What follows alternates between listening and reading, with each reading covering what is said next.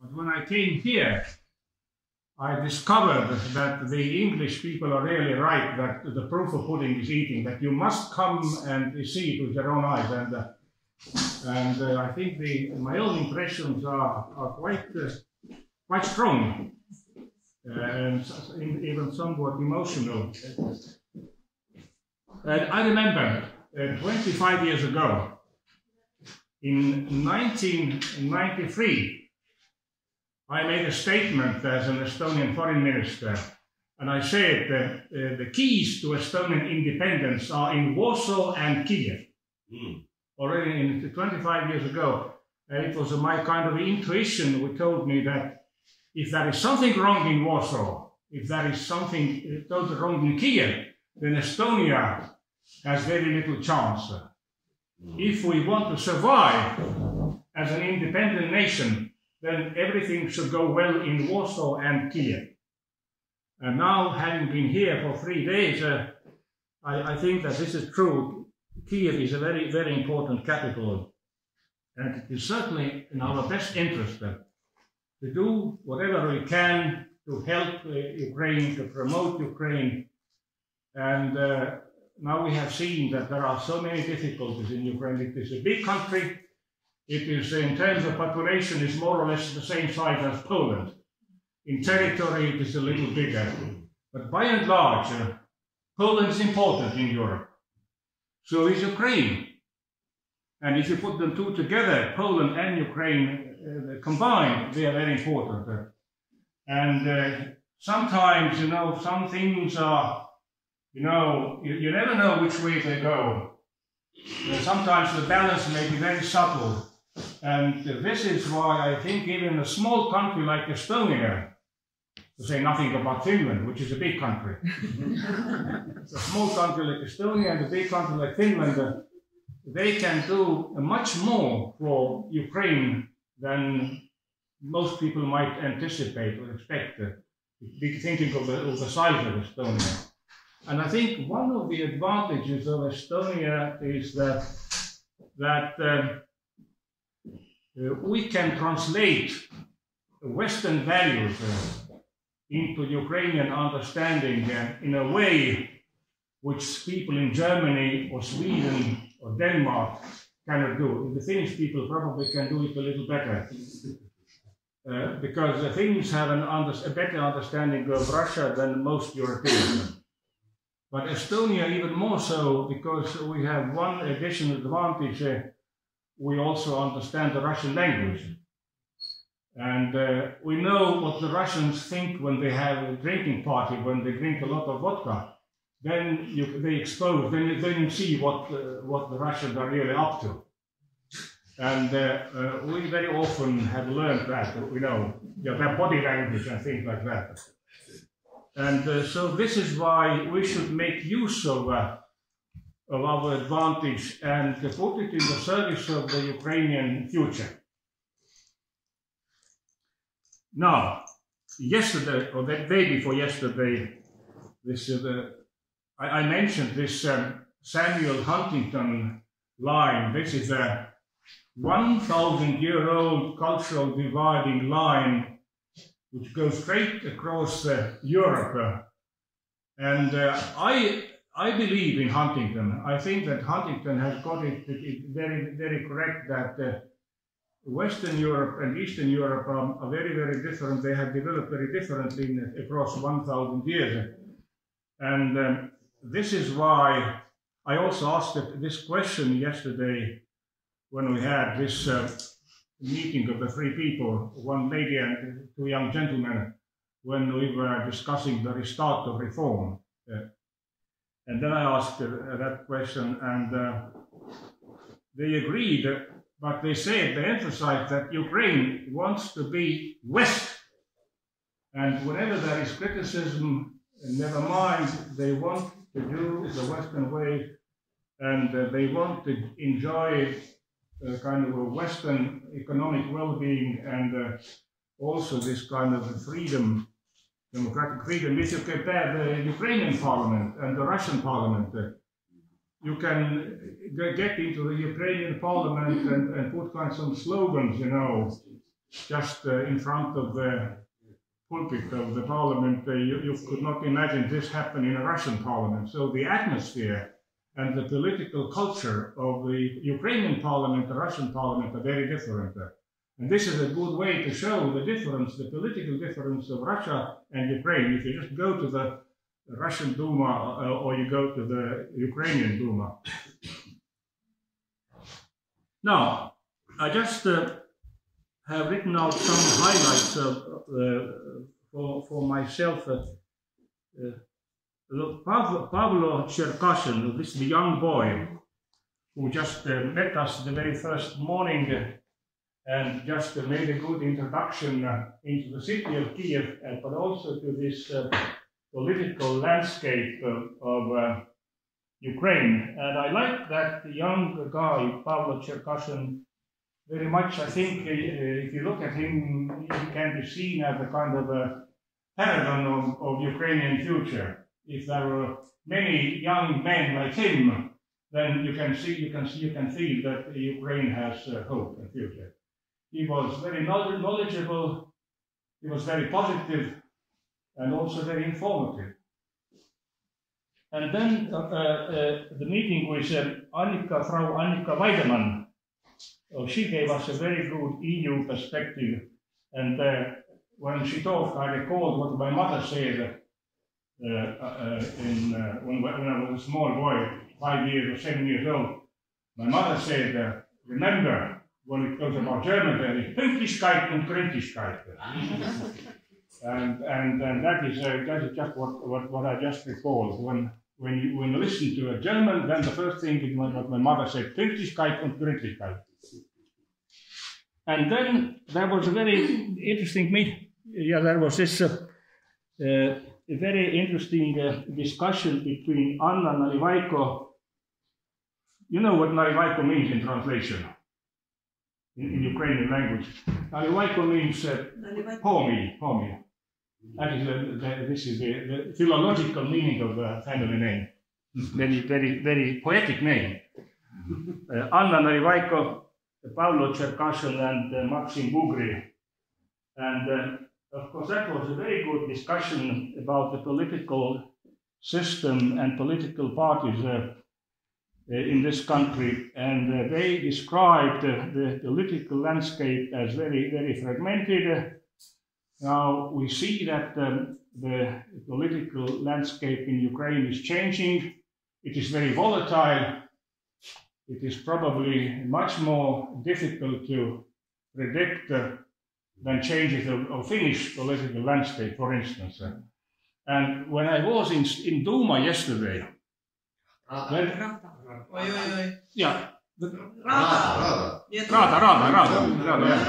Duma, Russian Rada. Yeah, when I was in Rada yesterday, I'm sorry about this, it's a very good. Yeah, Verhovna Rada.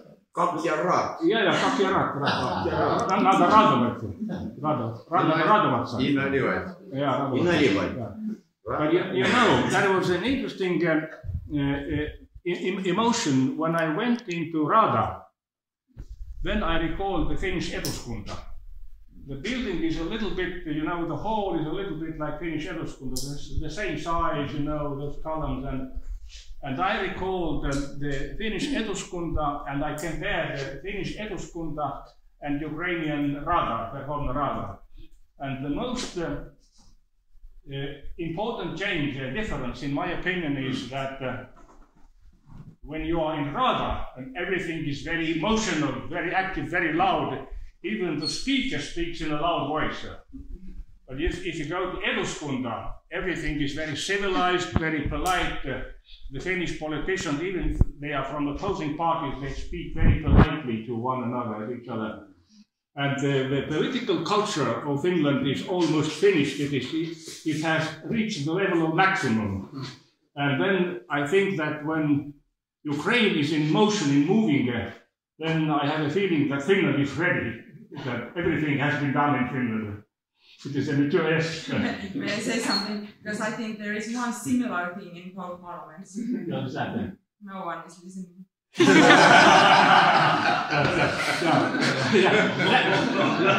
That is probably the point about all parliaments, including the Estonian parliament. Yeah.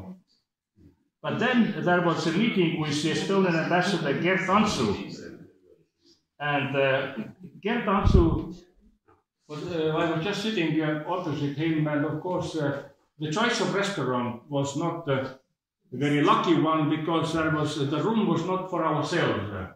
There were also other people in the room, so we could not have a kind of a meeting as it was planned. So Gert Antsu had to sit at one table and another table, you know, and speak in Estonian and then speak in English and to the company, and it didn't work very well because we didn't know that.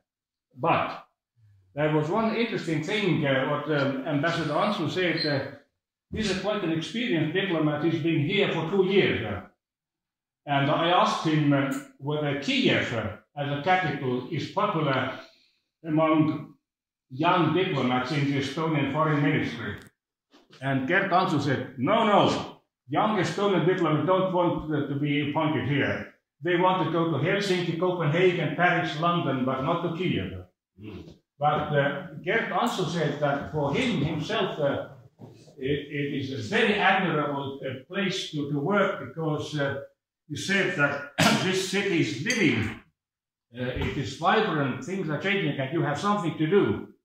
If you are in Copenhagen, it is much simpler, but if you want something to do, you better go to Kiev rather than Copenhagen.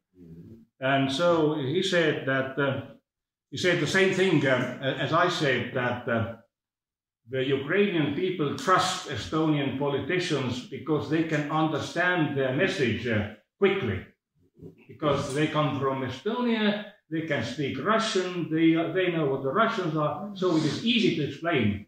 And this is why Estonian advice is listened well, quite readily here in this country. And this is our advantage. And Gert Antsu just simply confirmed it. And then yesterday in the morning, that was a real surprise when I met that relatively young man, Ostap Krevduk. Ostap Krevduk. Ostap Pender, exactly. And he was very dedicated, very straightforward, and very clear.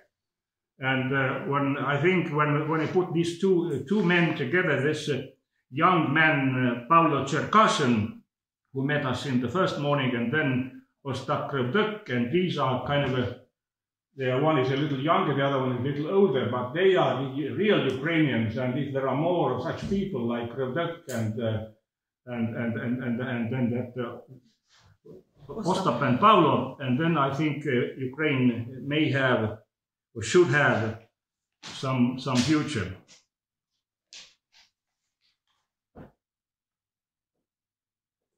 And then my final point is about Maria Ionova.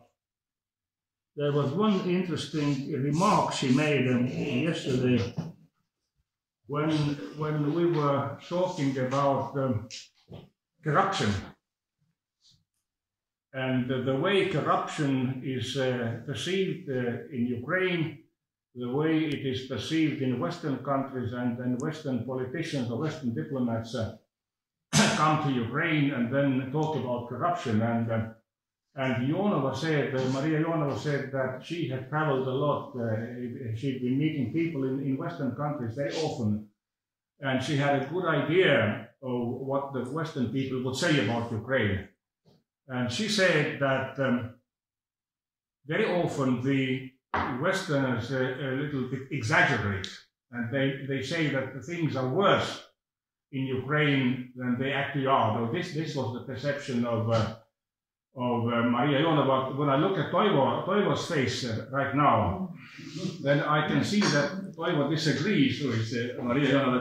Toivo is a typical gentleman from the West. And I know that he has a critical view of the corruption in Ukraine. So in this sense, this Ionova's comment is, I think, symbolic, because after all, Ionova is just in the middle of the things. she knows both her own country very well, but she has also a lot of contacts in the West. And in a way, Jonava can be looked upon as a kind of a litmus test of how an active Lithuanian person may think. And so, just to sum up and to draw a bottom line, I believe that Ukraine is maybe halfway of where we were. We have just covered, a quarter of a century, or something like 27 years of our new beginning.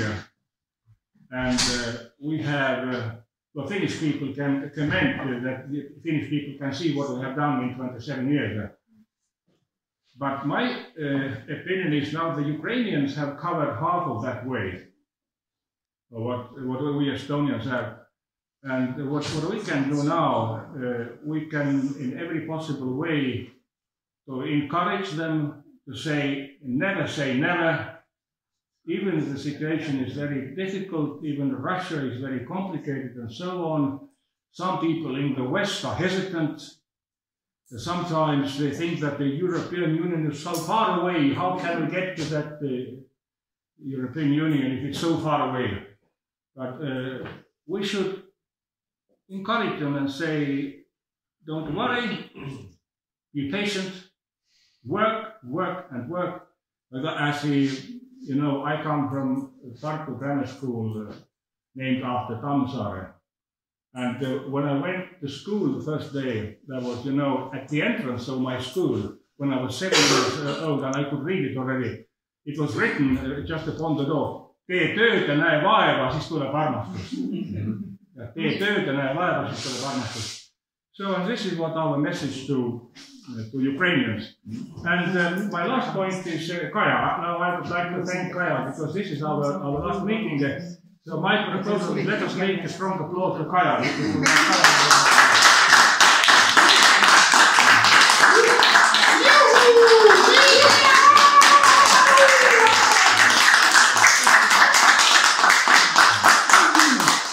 And many thanks to our Finnish and one Bavarian friend.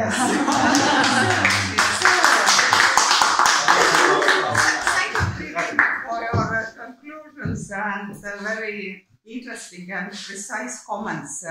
And I always big learner of Trinimi, how he follows the speakers, how he makes the notes, and how he wraps up the sessions, and giving toasties and all your speeches during our lunch sessions. These were wonderful. So applause to Trinimi.